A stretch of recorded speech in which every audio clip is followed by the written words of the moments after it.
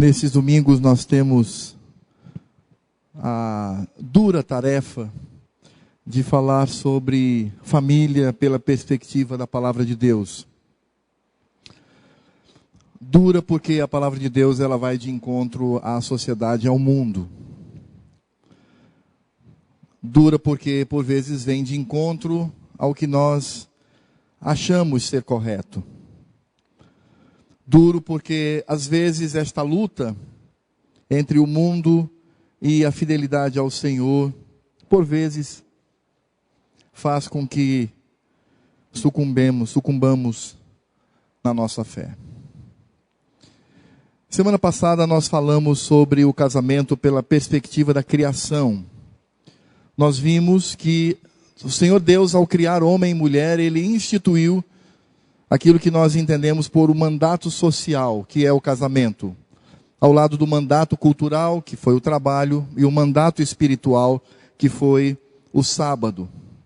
E nós vimos que o Senhor Deus, Ele traz ali princípios claros quanto ao relacionamento. E nós vimos que estes princípios, eles estão inseridos na frase tão pequena, mas tão significativa, quando diz: por isso deixará pai e mãe, se unirá a sua mulher e os dois formarão uma só carne. E nós vimos ali o princípio da exclusividade, deixa pai e mãe. Vimos também o princípio da pactualidade, onde ele vai se unir à sua mulher. E quando vimos sobre pactualidade, nós vimos que o que rege um casamento não é o amor apaixonado, mas uma aliança estabelecida com o cônjuge. E por último, nós vimos sobre a intimidade, quando diz: e os dois se tornarão numa só carne. Mas infelizmente, quando nós olhamos para a narrativa de Gênesis, nós vamos descobrir que os nossos pais pecaram. A palavra de Deus nos diz que Eva, ela começou a travar um diálogo com a serpente. Obviamente não era uma simples serpente, mas ali, naquela serpente, estava incorporado Satanás. E ela então quebra o pacto com o Senhor. Vejam só que coisa triste. Eva quebra o pacto com o Senhor. E ela estabelece um pacto com Satanás. E ela arrasta o seu marido nisto. De acordo com a estrutura do texto, há indícios fortíssimos que Adão estava ao lado dela, ou próximo a ela. E quando os nossos pais, eles rompem essa aliança com Deus e estabelecem uma aliança com Satanás, nós temos então a entrada do pecado no mundo. Portanto, nós seres humanos somos responsáveis pela entrada do pecado. Não é o Senhor Deus, muito menos o diabo, mas somos nós. E com a entrada então do pecado do mundo, há uma desfiguração universal, onde a natureza ela começa a ruir, ela começa agora a se deteriorar. Onde o princípio da perfeição, que estava atrelado ao fato de nossos pais, e nós estávamos lá, serem perfeitos, agora o pecado começa a corroer tudo que existe diante de si. E o pecado ele não corroeu apenas a natureza, como nós podemos muito bem perceber. Mas o diabo ele corroeu, o pecado aliás corroeu todos os princípios do Senhor. Principalmente no que diz respeito ao casamento. O casamento agora passa a vivenciar uma maldição. Porque o juízo de Deus cai sobre os nossos primeiros pais. É por isso que Moisés, ao escrever o livro de Gênesis, ele traz aqui duas cenas bem claras. A primeira cena é quando os nossos pais são tentados pelo diabo e eles sucumbem, rompem a aliança com o Senhor, estabelecem uma aliança com o maldito e eles pecam. E a segunda cena, nós temos o Senhor Deus vindo ao encontro dos nossos pais. E é exatamente esse ponto que nós vamos focar aqui. E a palavra do Senhor ela é muito clara quando nos diz que o Senhor então ele vem para o jardim e ele começa a perguntar onde seus pais estão. E é claro que nesse sentido nós vamos encontrar as penalidades contra a desobediência de nossos pais. E há inclusive aqui uma ironia, porque no capítulo 3, verso 10 de Gênesis, quando o Senhor Deus chama os nossos pais, Adão responde assim: ouvi a tua voz, mas porque estava nu, tive medo. A palavra ou verbo ouvir, no original, significa também literalmente obedecer. Então você percebe a ironia de Moisés. Há uma ironia aí. É como se ele dissesse: eu obedeci a tua voz, mas tive medo e recuei. Há aí um jogo de palavras. E nós podemos perceber então todo o desastre que há nesse sentido. E podemos também ao mesmo tempo perceber o justo método divino. Nós temos aqui o primeiro tribunal da história, onde esses pais eles serão julgados pelos seus atos. E nesse justo método divino de julgar os nossos pais, primeiro busca-se a certeza do erro pela confissão. Deus então chega, obviamente, para quem primeiro? Para Adão. Ele é o homem, ele é o líder, ele é responsável por isso. O que fizeste? E Adão então confessa o seu pecado indiretamente, lançando-o sobre a sua mulher. E diz: a mulher que me desse por esposa, essa mulher aí, ela me incitou a comê-lo, comer o fruto.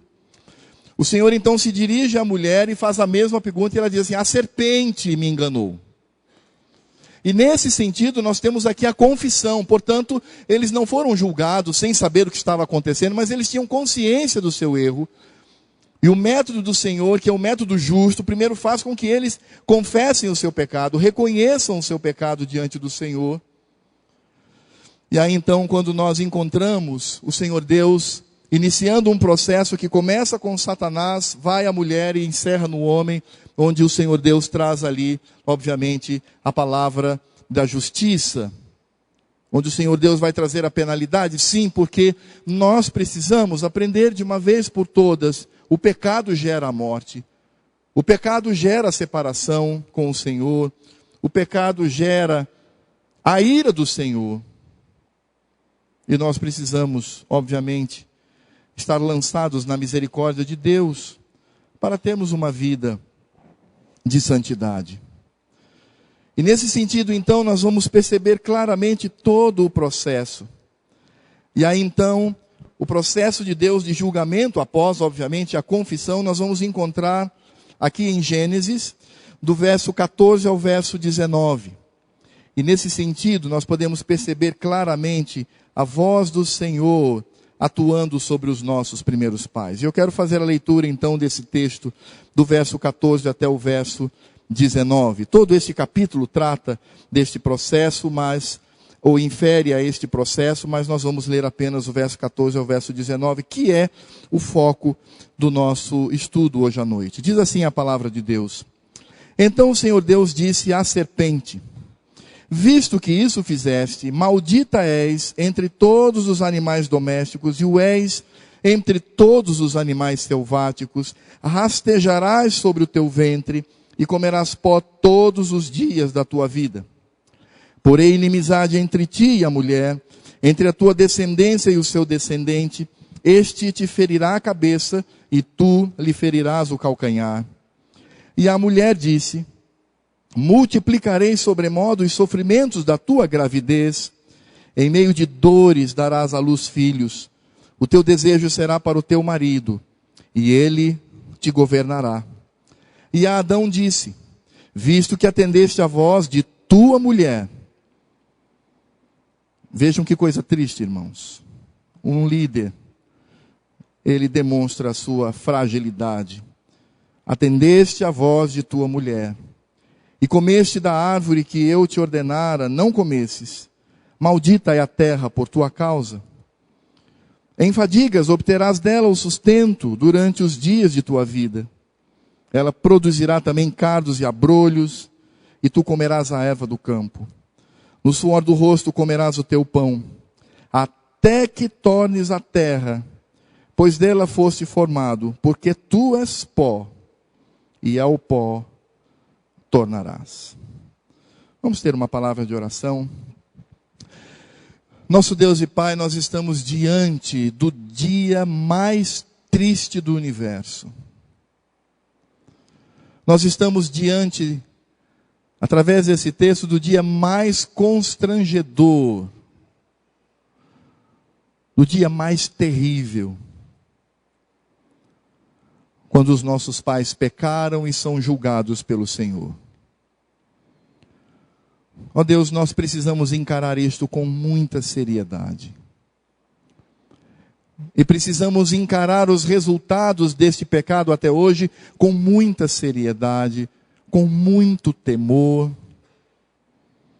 tendo não apenas noção, mas usufruindo da Tua graça e da Tua misericórdia, meu Pai. Porque somos pecadores e carregamos esta semente maldita no coração, que é o pecado. E isto tem afetado, ó Pai, todas as áreas da nossa vida, inclusive, e eu diria até principalmente, o nosso casamento. Pedimos para que o Senhor nos ajude a compreender esta palavra. Eu sei, meu Pai querido, que esta palavra vai de encontro ao que o mundo e a sociedade perversa têm dito a nós o que é correto. Eu sei, meu Pai amado, que há muitos grupos que se dizem seguidores do Senhor Jesus, que têm aberto mão da Tua palavra para seguir os preceitos perversos deste mundo. Mas, ó Deus, não queremos fazer assim. E ainda que esta Tua lei bendita afronte aquilo que nós entendemos por ser mais conveniente e confortável, que possamos demonstrar amor pela Tua lei. E que o nosso casamento seja, ó Deus, avaliado conforme a Tua palavra, para que através da Tua misericórdia e graça, possamos, ó Deus, resolver estas questões pela obra do Espírito Santo. É um momento triste, Senhor. É um texto triste. Mas pedimos para que, em meio a essa tristeza, vejamos o frescor da Tua graça e misericórdia em Cristo Jesus. E vejamos a salvação que Ele nos dá. No nome dEle que eu oro, Pai. Amém. Amados, quando nós olhamos para estes versos, nós podemos perceber aqui um paralelo, e isso sempre está na atuação do Senhor.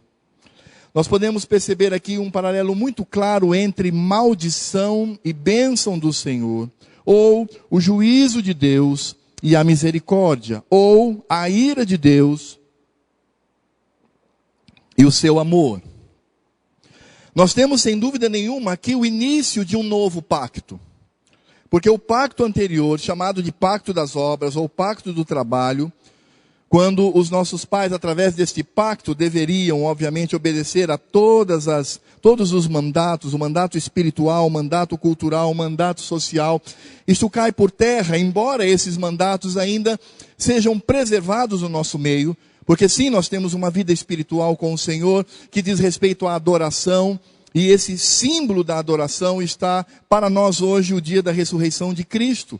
Sim, nós temos o trabalho e nós exercemos o trabalho conforme o Senhor tem colocado sobre nós. E sim, nós temos ainda o casamento e temos uma família.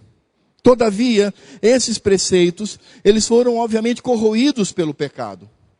E aí nesse sentido, então, o Senhor Deus, ele começa a sancionar a sua maldição, mas vejam, porque o Senhor, ele começa a tratar com a serpente, ele não trata com o homem ele vai tratar em último lugar. Ele começa com o diabo. E quando o Senhor fala com o diabo, ele não apenas vai colocar as maldições no animal, então aquele animal, que de certa forma representou toda a ação satânica, aquele animal vai trazer sobre si características de Satanás.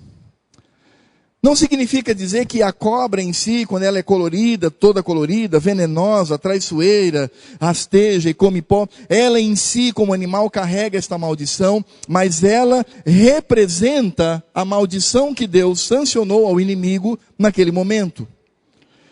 E é por isso que o Senhor, então, ele traz toda a humilhação e derrota a Satanás, quando ele diz, visto que isso fizeste, maldita és entre todos os animais selváticos, e o és entre todos os animais domésticos e selváticos, rastejarás sobre o teu ventre, e comerá pó todos os dias da tua vida. Ou seja, quando nós olhamos para uma cobra, nós vamos perceber ali tudo que Deus sancionou contra o inimigo, ou seja, a humilhação, porque o rastejar e comer pó todos os dias significa a humilhação da derrota. É mais ou menos o seguinte: quando nós olhamos para o arco-íris, nós não estamos obviamente vendo ali em si a parte do dilúvio, mas quando nós olhamos para o arco-íris, nós entendemos que ali está a promessa do Senhor. Quando nós olhamos para a ressurreição de Cristo e ceamos o pão e o vinho, é claro que aquele pão e vinho não se tornam carne e sangue do Senhor, mas nós celebramos a Páscoa, porque a Páscoa deve nos lembrar de algo que aconteceu, e os pais inclusive são obrigados no momento da Páscoa a pegar os seus filhos menores e ensiná-los quanto aos princípios ali realizados. Então, a serpente, ela age dessa maneira, a cobra age dessa maneira. Ao olhar para a serpente, eu percebo toda a mazela que Deus colocou sobre o inimigo. E no verso 15, nós vamos encontrar, ainda Deus falando à serpente, todo o processo de redenção, onde Deus aqui, ele vai estabelecer 2 povos sobre essa terra. Ele diz: porém, inimizade entre ti e a mulher, entre a tua descendência e o seu descendente. Nesse sentido, poderíamos perguntar: será que Deus está falando estritamente sobre a mulher e a cobra, o fato da mulher ter medo da cobra? E claro que não, porque hoje nós encontramos até mulheres que domam cobras e colocam, enrolam no seu corpo, etc. e tal. Não é exatamente sobre isso, mas há uma inferência, há uma transposição. Quando o Senhor Deus, ele fala: porém, inimizade entre ti e a mulher, entre a tua descendência e o seu descendente. E é claro que aqui o Senhor Deus, ele está falando não somente do fato de que a humanidade, ela se apresentará de 2 maneiras, porque Deus está dizendo que há uma descendência da serpente e há uma descendência da mulher. A descendência da serpente não são as cobrinhas que nascem dos ovos. A descendência de Satanás são aqueles que são destinados para a perdição. A descendência da mulher são aqueles que são escolhidos para a salvação, é o povo do Senhor. E aí então, quando nós encontramos no final do verso, quando Deus sanciona essas palavras a Satanás, ele diz: este te ferirá a cabeça e tu lhe ferirás o calcanhar. O que nós encontramos aqui é, obviamente, aquilo que está no início: porém, inimizade entre ti e a mulher. Há 2 povos, esses povos são inimigos entre si. São inimigos entre si pela maneira como eles enxergam o mundo. São inimigos entre si pelo Deus que eles adoram. São inimigos entre si pela lei que eles obedecem. São inimigos entre si porque diz respeito ao que eles amam e odeiam nesse mundo. E é claro que nesse sentido, o Senhor Deus não está falando apenas de 2 povos, o povo de Deus e o povo do mundo, mas o Senhor também está falando de Cristo. Cristo surge aqui como a esperança daquele que iria esmagar a cabeça da serpente. Nessa luta, nós percebemos a diferença que existe. Por um lado, nós temos mordiscadelas de uma serpente que tenta ferir os pés de alguém. E do outro lado, nós vemos a ação contundente, vitoriosa, real, magnânima, divina, de levantar o pé e descer com toda a força sobre a cabeça da serpente e esmagá-la por completo, esmagando o projeto que essa serpente estabeleceu aqui, esmagando por completo a aliança maldita e perversa realizada entre o homem e Satanás. E Cristo faz isso. É Cristo que vem e ele certamente realiza esta obra em nós. Cristo feriu a cabeça de Satanás, por isso que todas as potestades, todos os espíritos malévolos, eles estão agora como que numa procissão, como prisioneiros, porque de fato o Senhor venceu. É por isso que Apocalipse, quando fala do tempo da igreja, diz que Satanás está preso com correntes. É esse o significado, é muito claro. Embora ele esteja solto no final, próximo da vinda do Senhor Jesus. Mas nós temos a vitória do Senhor. E o que eu quero destacar aqui, irmãos, é que a sanção da maldição de Deus, do juízo de Deus, nós vemos aqui o grande fôlego da graça do Senhor. Onde Deus diz: não, tu não serás vitoriosa.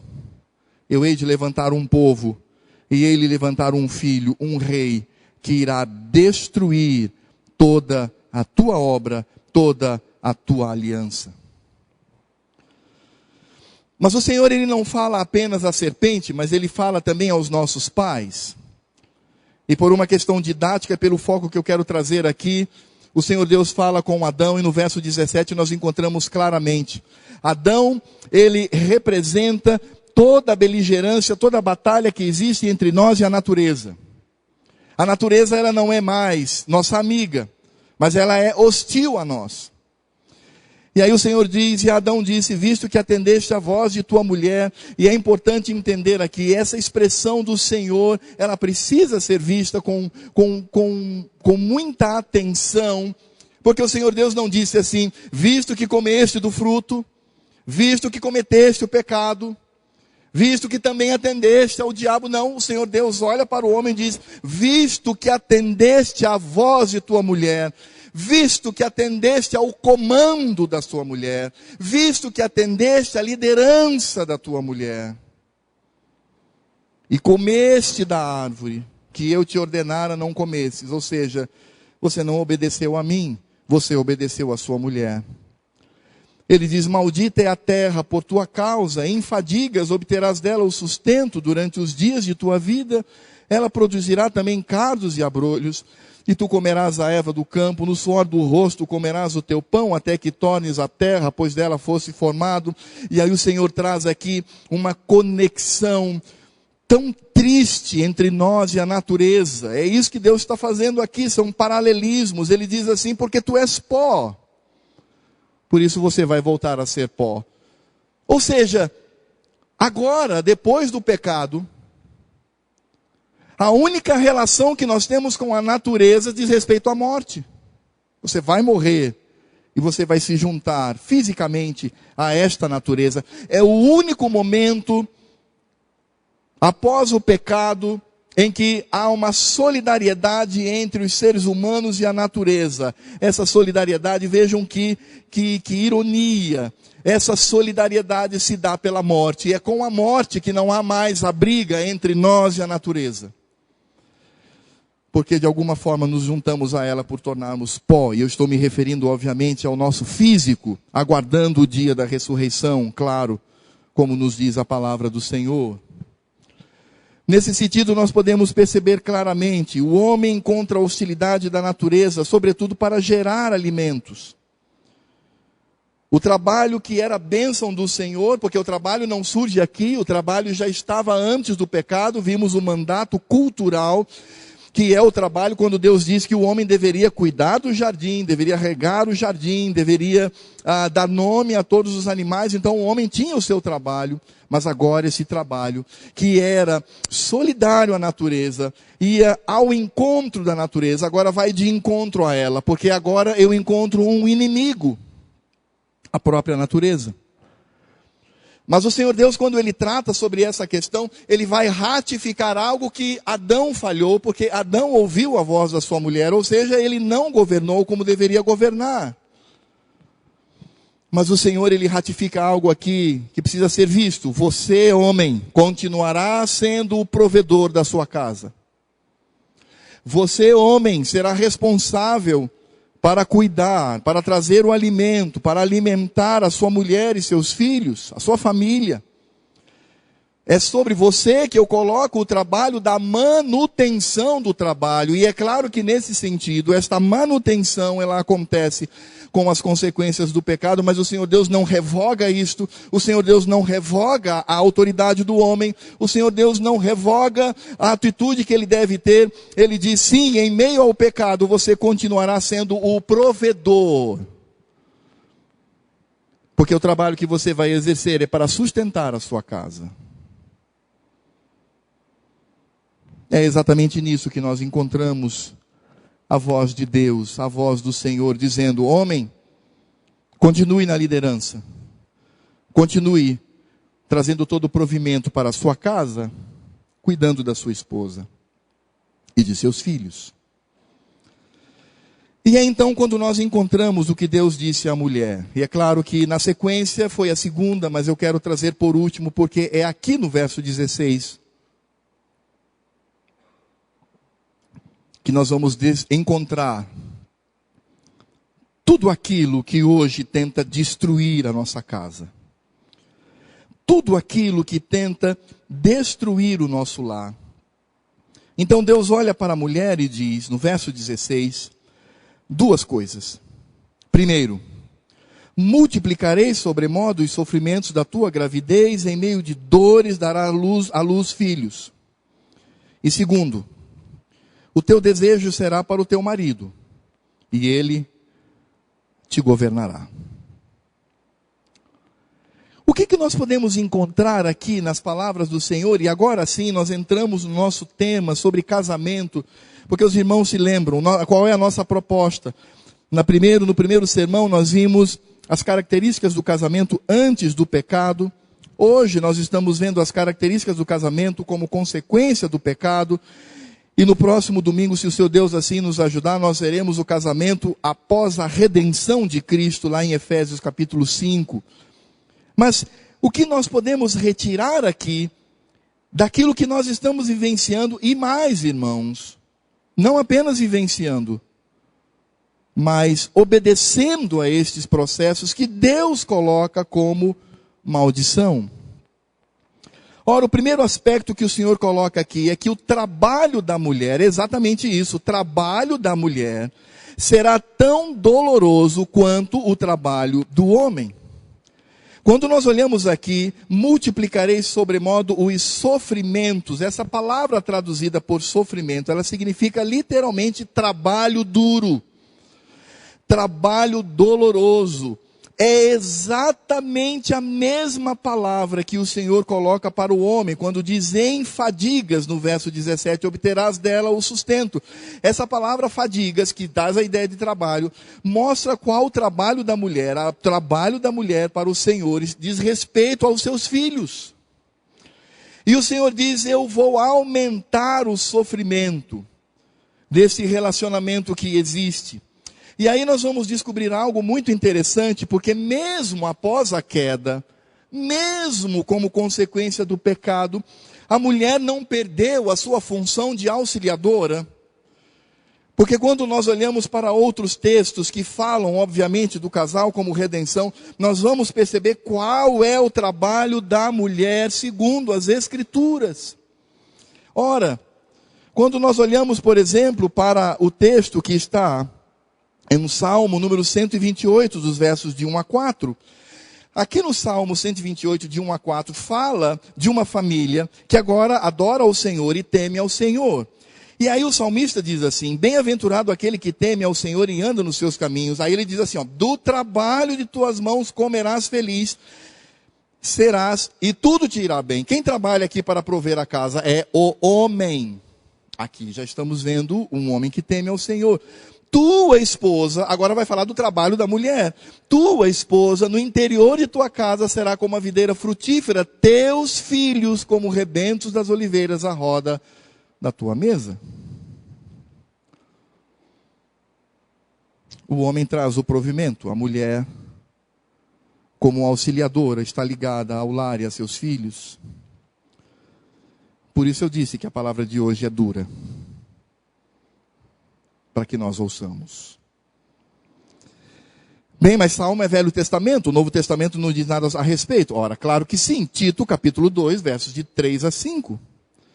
Tito, no capítulo 2, verso 3 a 5, diz, quanto às mulheres idosas, semelhantemente, que sejam sérias em seu proceder, não caluniadoras, não escravizadas a muito vinho, sejam mestras do bem. O que Paulo está falando aqui é das mulheres experientes, que devem ensinar, são mestras, e a quem elas vão ensinar, diz, a fim de instruírem as jovens recém-casadas. Então, que Paulo está dizendo o seguinte, olha, o Senhor Deus tem concedido às mulheres também o dom da maestria, são mestres, elas têm a capacidade de dar um estudo, de expor a palavra de Deus. Só que Paulo obviamente restringe, diz a população, as pessoas a quem estas mulheres mestras devem se dirigir é a outras mulheres, e ele diz recém-casadas. E aí, qual é o conteúdo do ensino? O que uma mulher experiente deve ensinar a uma mulher mais jovem? Diz assim, vocês podem continuarem comigo? Quando ele diz assim, instruírem as jovens recém-casadas, aí leiam junto comigo o que elas devem instruir as jovens. Vamos ler juntos?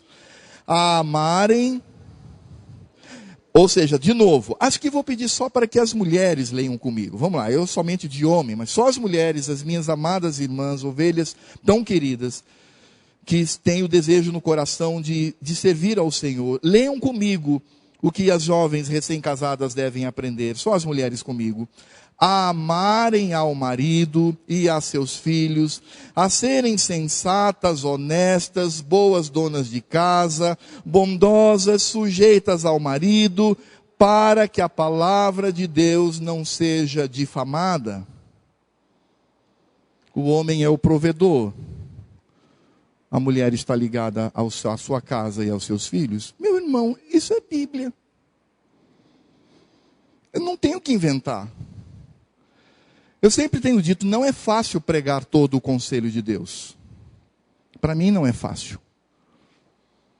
Porque a palavra de Deus, ela vem como martelo que esmiuça. Como espada que divide.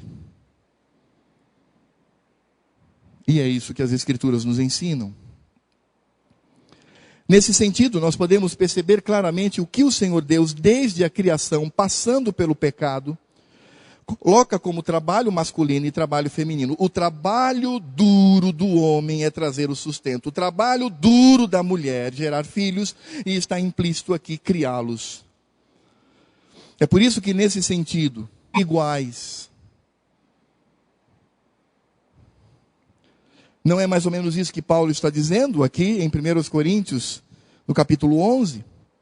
E aí ele segue, e 1 Coríntios é Novo Testamento, Paulo está escrevendo a uma igreja.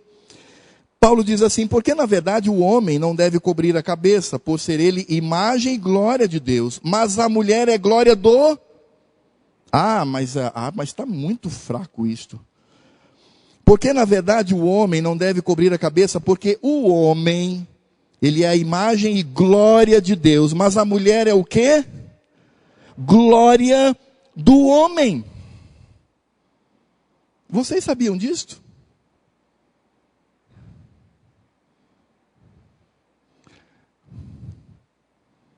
Esse é o princípio das Escrituras. A mulher não é diretamente glória de Deus. A mulher é diretamente glória do homem.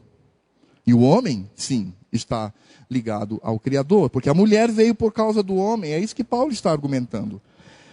Volto a repetir, porque precisa ficar claro isso. Não significa dizer que a mulher é inferior ao homem. Nada disso. Significa dizer a função no processo de criação. E aí Paulo vai explicar isso com muita tranquilidade. Ele diz, porque o homem não foi feito da mulher, e sim a mulher do homem. Porque também o homem não foi criado por causa da mulher, e sim a mulher por causa do homem.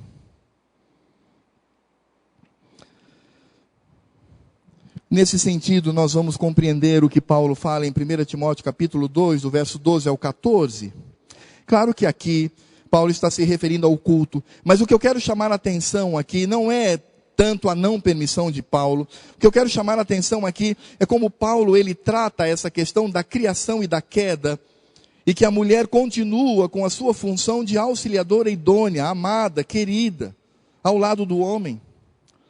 Em 1 Timóteo capítulo 2, 12 a 14, Paulo obviamente está se referindo ao culto. Ele diz assim, e não permito que a mulher ensine, nem exerça autoridade de homem, esteja porém em silêncio. Ok, aí a pergunta é, mas Paulo, por que isto? Por que a mulher deve se comportar dessa forma no culto solene que prestamos ao Senhor? Aí agora Paulo vai explicar, e é isso que eu quero chamar a atenção dos irmãos, é esse ponto. Porque primeiro foi formado Adão e depois Eva, a criação. Agora ele vai falar da queda. E Adão não foi iludido, mas a mulher, sendo enganada, caiu em transgressão. Todavia, será preservada através de sua missão de mãe, se ela permanecer em fé e amor e santificação com bom senso. O que Paulo está dizendo aqui é muito simples. Ele está dizendo mais ou menos o seguinte, olha, quando nós olhamos para um culto público, nós vamos perceber que o culto deve ser liderado por homens. Por que isto? Ora, Paulo responde, por causa da criação. Ele diz, primeiro foi Adão, depois Eva. E no pecado, o pecado ele entra pela atuação da mulher, porque ela foi enganada pela serpente. Mas logo em seguida, Paulo, inspirado pelo Espírito Santo, ele traz a redenção, sim, porque nós não podemos hoje olhar para a mulher, colocar o dedo em riste e dizer, maldita, por sua causa o pecado entrou no mundo. Não, porque imediatamente Paulo diz, todavia será preservada através de sua missão de mãe. E que coisa linda, porque se o pecado entrou por uma mulher, a salvação também entrou por uma mulher, porque quando Cristo foi concebido, essa concepção foi entre Deus e a mulher, o homem não participou disso. Portanto, a salvação não veio através do homem, a salvação veio através da mulher, quando as nossas irmãs e todas as mulheres estão representadas em Maria, que consagra o seu corpo a Deus, e dela sai o Salvador.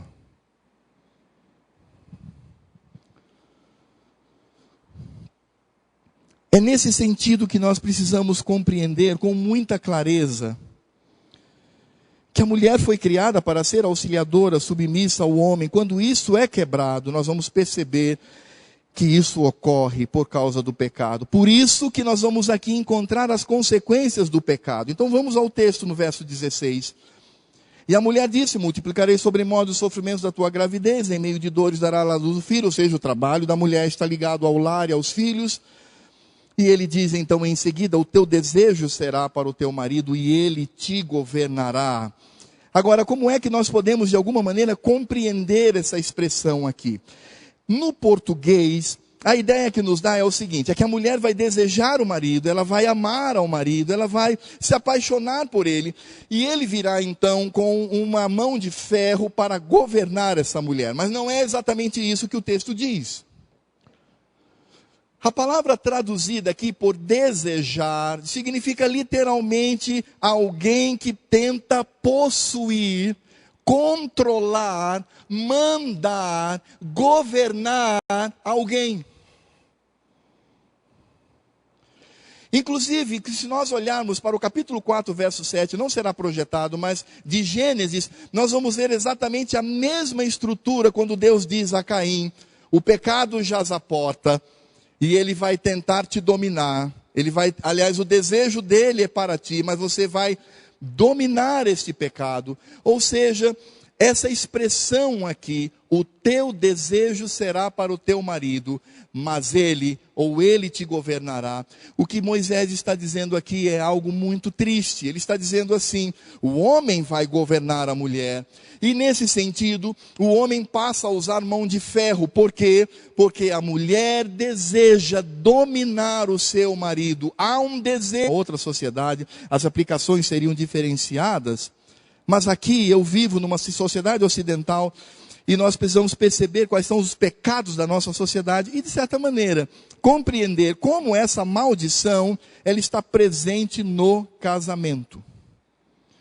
Porque o que Deus está dizendo é, por causa do pecado, o teu marido vai te governar, mas você tentará se insurgir contra ele. E qual é a insurreição da auxiliadora? É deixar de ser auxiliadora e se tornar concorrente.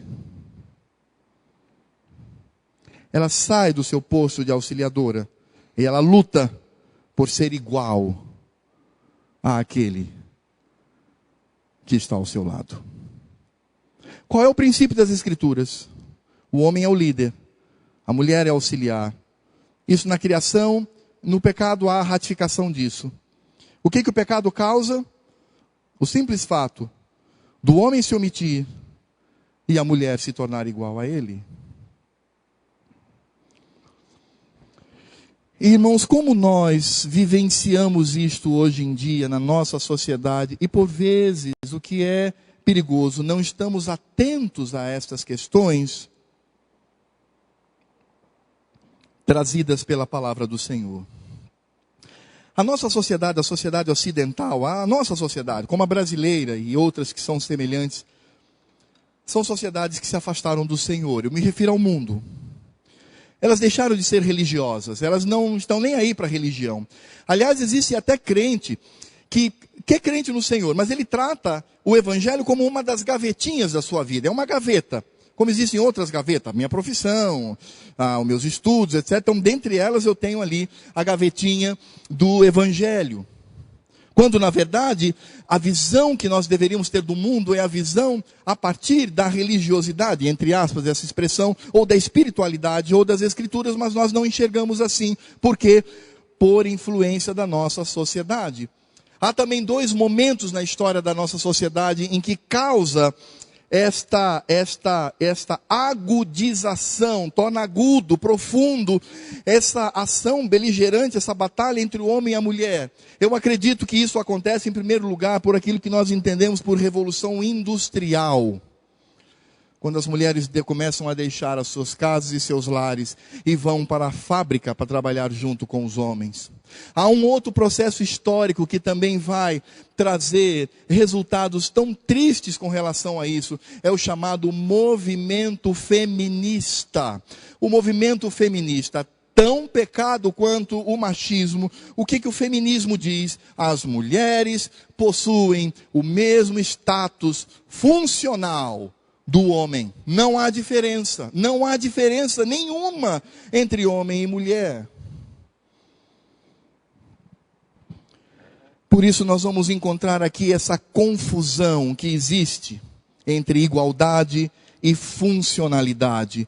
Homem e mulher são iguais diante do Senhor, nenhum é mais que o outro, mas a função de cada um, por causa da criação, e Paulo depois nos coloca a queda, isso é diferente, como na Trindade, Pai, Filho e Espírito Santo, são iguais em essência, mas a funcionalidade é diferente, por isso o Filho se encurva diante do Pai. Nesse sentido, nós não podemos confundir isto, e eu quero repetir mais uma vez, o que a palavra do Senhor nos mostra é exatamente isso, irmãos. Somos iguais em essência, mas somos diferentes quanto ao nosso trabalho, à nossa funcionalidade, ao que cada um deve fazer, por exemplo, na casa e no casamento. É por isso que a mulher, ela deixa de ser auxiliadora e ela passa a concorrer com o homem para se tornar também uma provedora. Eu acredito que o mal da nossa sociedade está aí. A mulher não se vê mais exclusivamente como mãe e alguém que cuida do lar, mas como alguém que deve sair da sua casa, trabalhar para prover a família. A nossa sociedade tem imposto isso, irmãos. Não é mais homem e mulher, é homem versus mulher. A mulher não auxilia, concorre. A mulher, ela possui uma preocupação muito forte no seu coração. Não é mais ser mãe e esposa, mas ela quer uma carreira profissional. É óbvio que eu não estou dizendo aqui que a mulher não possa trabalhar. Não é isto. Não é isto. Mas o que eu estou dizendo é que no ambiente de casados, a mulher tem se tornado uma concorrente do homem quanto à provisão do lar. Isso é triste. E quanto mais na nossa sociedade a mulher se torna independente do homem, muito mais na nossa sociedade o homem se torna simplesmente alguém que se rende a esta posição. Porque quanto mais a mulher ela se torna independente do homem, porque eu não dependo dele. Estou casada com ele, mas eu não dependo dele. Eu tenho minha profissão, eu tenho meu dinheiro, eu sei me virar muito bem, não dependo dele financeiramente. Ai, que coisa boa! Nesse sentido, a mulher gera a intolerância no seu coração quanto ao governo masculino. Não, se eu também ganho e trago dinheiro, às vezes a mulher traz até mais dinheiro do que o homem, por que ele vai gerenciar? Não, eu também vou. E ele vai ter que aceitar isso. Eu não vou me submeter a ele. Aliás, a minha submissão é apenas um teatro, é só alguma coisa que eu tento dizer no meu coração que acontece, mas que na verdade não acontece. E o que é mais triste, agora eu quero falar aos homens aqui presentes, e o homem começa a se retrair, ele se submete, ele se torna omisso diante disso. O homem não assume a sua postura de homem, de macho, mas ele se omite. Ele aceita. Ele não quer Eu não quero causar nenhum problema com a minha esposa. Se ela quiser fazer um concurso e ter um empregão daqueles, e ganhar muito mais do que eu, e ela quer passar dia inteiro fora de casa, deixando os nossos filhos, aliás, tornando a criação dos nossos filhos terceirizada, ela pode ir, eu não vou me envolver com isso. Que ela fique o dia todo, e quem sabe até eu fico em casa um pouquinho, dormindo, e descansando, e trabalhando naquilo que eu posso. Nesse sentido, e nesse se retrair, o homem se torna omisso diante da sua esposa. E sabe qual é o resultado? É que existem homens que não lideram mais a sua casa. Eles não dizem à sua esposa: minha amada, ande comigo. Eu tenho um projeto de vida para a nossa casa. Eu tenho um projeto de vida para a nossa vida espiritual. Não, mas o que o homem diz é: meu amor, conte comigo, eu vou subsidiar a sua carreira. Meu amor, eu como marido, eu vou te seguir. E eu vou estar seguindo a você, quanto à sua carreira, quanto ao seu ministério na igreja. Eu quero, irmãos, os papéis se invertem. Porque agora a mulher, ela possui um ministério, ela possui uma carreira, ela quer se profissionalizar. E agora o homem, que antes deveria estar como aquele que Deus colocou para dirigir o seu lar, ele se coloca na retaguarda e diz: meu amor, vai que eu vou te seguir. Mas por que isso acontece? Isso acontece por causa do pecado. Deus já disse lá: você vai ter o desejo de dominar o seu marido, e o teu marido então vai passar a te governar. O sentido ali é de uma luta.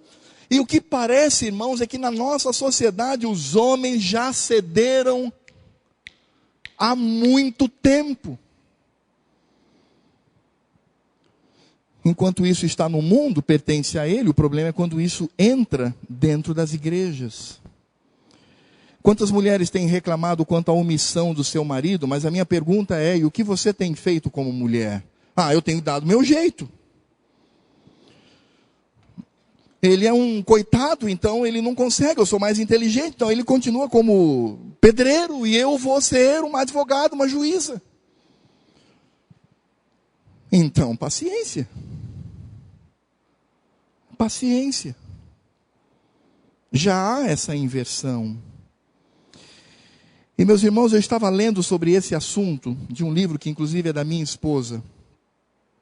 E era exatamente sobre esse ponto, o homem se retraindo e a mulher assumindo a sua postura de concorrente com o homem para ser provedora do lar.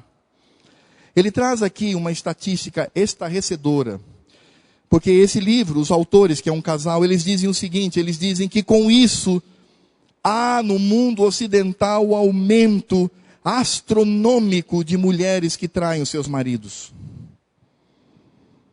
Assim como os maridos também traem as suas mulheres, a sua esposa. Esse livro diz que houve uma pesquisa da USP, em vários municípios do Brasil e estados. Eles vão dizer que entre mulheres acima de 70 anos, 22% já traíram o seu marido. Mulheres acima de 40 anos, 35% já traíram o seu marido. E mulheres acima de 18 anos, 50%, metade traiu o seu marido. Porque o marido é um omisso. E finalmente a mulher na nossa sociedade conquistou o seu status, não mais de auxiliadora, mas de provedora junto com o marido. Parece-me que a mulher na nossa sociedade conquistou isso, irmãos. Levou às últimas consequências o que Deus diz aqui: o teu desejo será para o teu marido, e ele te governará.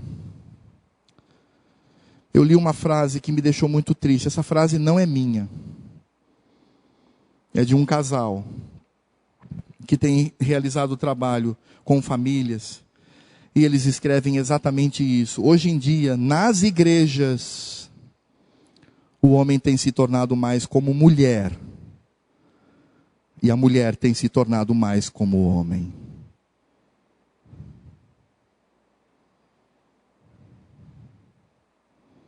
Duro, não é, irmãos? Duro. Mas, muito duro ouvir isto. Isto revela o quê? Juízo de Deus. Se você acha que essas informações elas são apenas da cabeça de um pastorzinho, teólogo, que parece que é machista, não é? E está inventando essas coisas, eu quero que uma feminista fale por mim nessa noite. O nome dessa feminista é Simone de Beauvoir.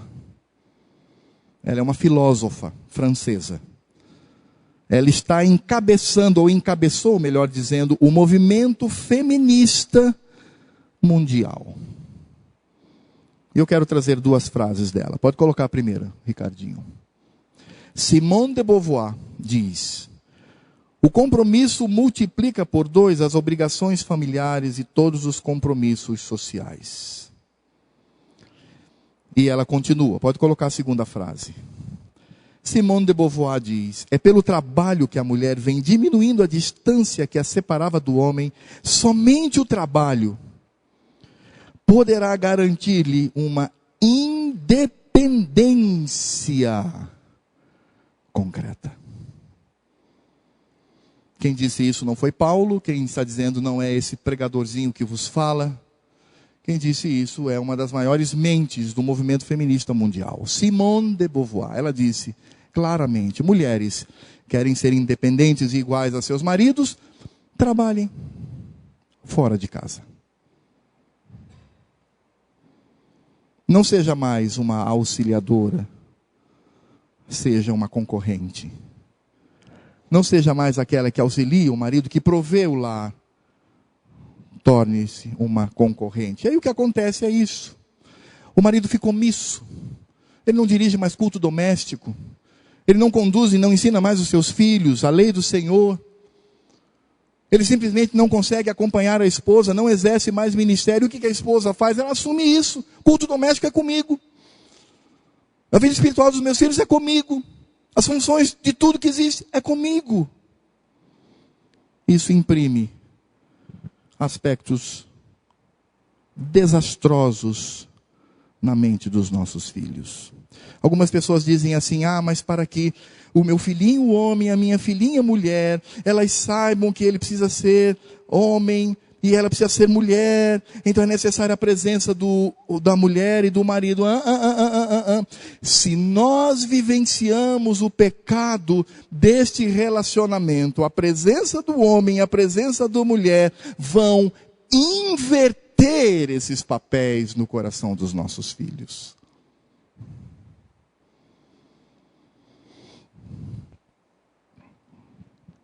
Por isso, irmãos, nós precisamos ser honestos e fazer a seguinte pergunta: somos crentes no Senhor Jesus? Qual o modelo de casamento que eu estou vivenciando?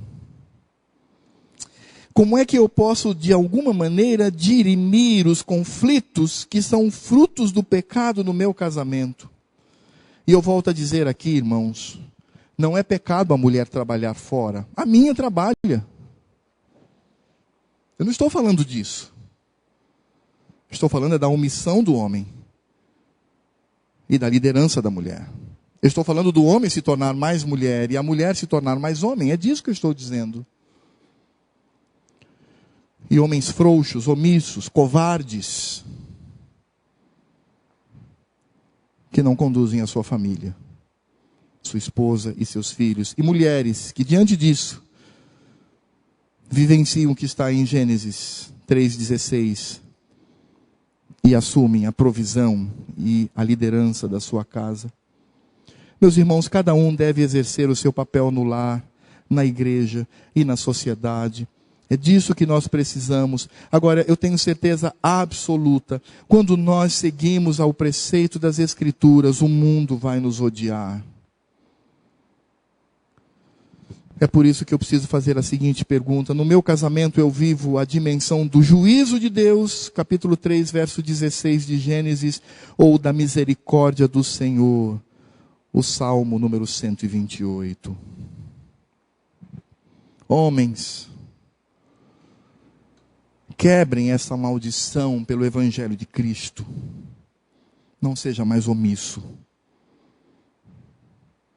Minhas irmãs amadas, ovelhas preciosas de Cristo, não pequem contra o Senhor,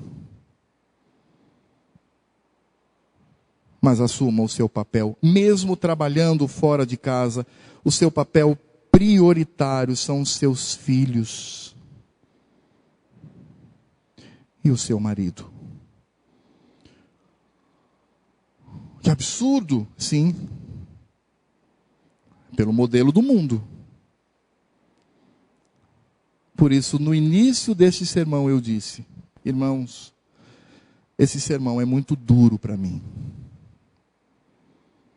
Mas que o Senhor tenha misericórdia da minha vida e com fidelidade traga o que Deus grita aos nossos ouvidos, para não vivermos debaixo da maldição do pecado no Éden. Curve a sua cabeça e vamos orar ao Senhor.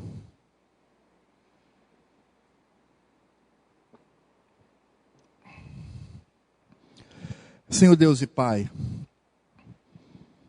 estamos estremecidos diante do Senhor, todos nós, e eu me incluo.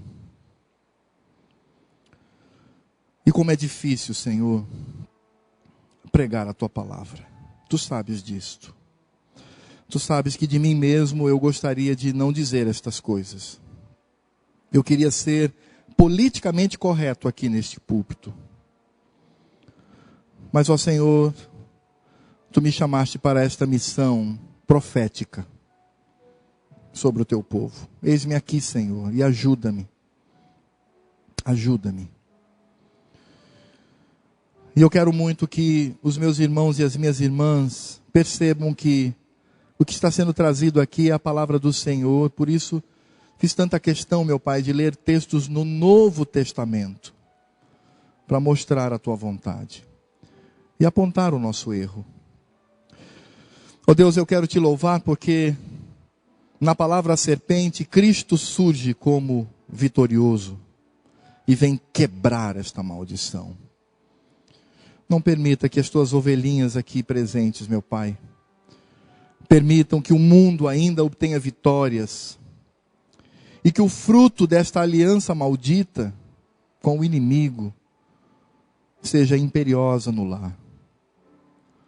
Mas, ó Deus, que sejamos corajosos em afrontar o mundo e viver a Tua palavra, mesmo que isto nos cause dano e prejuízo. Ó Deus, nós queremos não apenas lembrar, mas vivenciar a oração do Senhor Jesus quando Ele disse: eu não orei ao Pai para que vocês fossem retirados do mundo. Eu orei ao Pai para que vocês fossem libertos do mundo. Que essa palavra, ó Deus, caia profundamente no coração de todos os homens aqui presentes e de todas as mulheres. E o meu desejo, ó Deus, que as famílias aqui presentes em casa conversem sobre isto, orem sobre isto e se apercebam do que é viver a Tua palavra. Obviamente, Pai, as nossas queridas irmãs não são proibidas de exercer uma profissão. Não. Mas elas são proibidas de assumir a posição de provedora. São proibidas quando terceirizam a criação dos filhos, meu Pai. Quando elas concorrem com o seu marido e o desprezam em nome da sua carreira. Isso não, Senhor. Por isso que os Teus filhos aqui presentes pensem sobre isto e que as marcas da maldição do Éden não estejam mais no seu lar, mas que a graça e a misericórdia do Senhor Jesus estejam derramadas sobre os Teus filhos. Misericórdia, meu Pai. Graça, tem piedade de nós, e que possamos dizer não ao mundo, e sim ao Senhor, porque O apóstolo Paulo já disse isto. O evangelho é loucura. Não é só um antagonismo, não é só uma contradição, não é só um discurso estranho, é loucura para o mundo. E eu agora, na minha mente, eu me lembro daquela tua serva, ó Deus, que há algum tempo conversou comigo. E disse, pastor, eu tinha uma carreira promissora, eu cheguei no meu trabalho, coloquei a minha carta de demissão e disse, eu vou cuidar dos meus filhos, do meu marido e da minha casa. Como aquelas pessoas do trabalho reagiram diante da tua filha, mas ela foi resoluta. Eu creio, meu Pai, que ela fez a melhor opção. Claro que não significa dizer que todas as minhas irmãs aqui devem seguir essa experiência. Essa foi a experiência particular daquela irmã. Mas um princípio existe aí. Coragem para obedecer a tua palavra e servir ao Senhor. Por isso eu rogo para que a graça do Senhor Jesus, o amor de Deus Pai, a comunhão, a consolação, os dons, o fruto, os ministérios do Espírito Santo estejam sobre a minha vida, Pai, tão pequenina, sobre a vida dos teus servos reunidos aqui nesta noite e sobre todo o teu povo espalhado por esta terra, povo diferente, povo maluco, povo que vivencia estas características diante do mundo porque amam a tua palavra. Em nome de Jesus. Amém.